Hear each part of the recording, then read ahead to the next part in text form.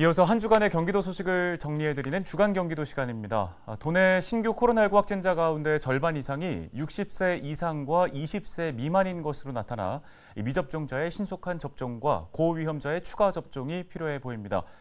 또 경기도가 요소수 부족 위기 극복을 위해서 공공기관 중심으로 경유 차량 사용을 자제하는 등의 긴급 대응책 마련에 나섰습니다. 김호 기자가 정리했습니다. 최근 경기도 내 확진자 가운데 20세 미만 청년과 60세 이상 고연령군이 전체 확진자의 절반을 넘은 것으로 나타났습니다. 또 집단 발생 감염에서는 2차 접종까지 완료한 접종자가 전체 확진자의 76%를 차지해 대책 마련이 요구되고 있습니다. 최근 경기도가 발표한 11월 첫째 주 코로나19 확진자 현황을 보면 확진자 4,975명 가운데 60세 이상은 전체 27%로 가장 높게 나타났습니다.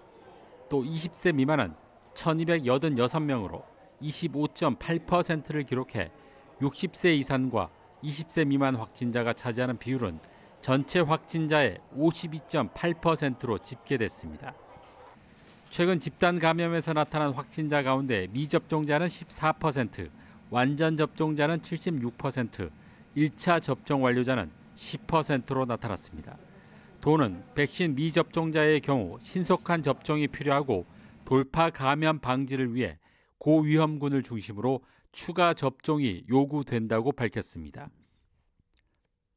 요소수 부족으로 정부가 긴급 조치를 취했지만 여전히 혼란이 이어지고 있는 가운데 경기도가 지자체 차원의 긴급 대응책 마련에 나섰습니다.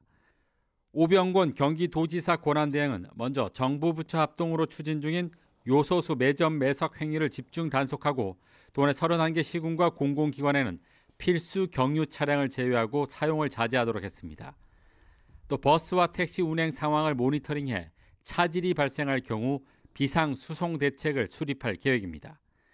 이 밖에 요소수 부족으로 어려움을 겪고 있는 기업을 위해서는 단기 공급 물량 확대를 위해 애로사항을 정부에 건의할 예정입니다. 요소수를 사용하는 도내 경유 차량은 화물차 12만 8천여 대, 자가용 41만 5천여 대, 버스 7,200여 대, 택시와 렌터카 240여 대 등 모두 55만 2천여 대입니다. 전문 인력을 두지 않거나 변경된 등록사항을 신고하지 않은 부동산 전문 개발업체가 경기도에 무더기로 적발됐습니다. 도는 지난 8월 24일부터 두 달여간 도내 697개 부동산 개발업체를 대상으로 위법 행위를 조사한 결과 전문 인력을 2명 이상 확보하지 않은 혐의로 11개 업체와 변경된 등록사항을 신고하지 않은 63개 등 모두 74개 업체를 적발했습니다. 부동산 개발업 등록사업자는 전문 인력 2인 이상을 상시 근무자로 둬야 하고 자본금은 3억 원 이상이어야 하며 사무실을 갖춰야 합니다.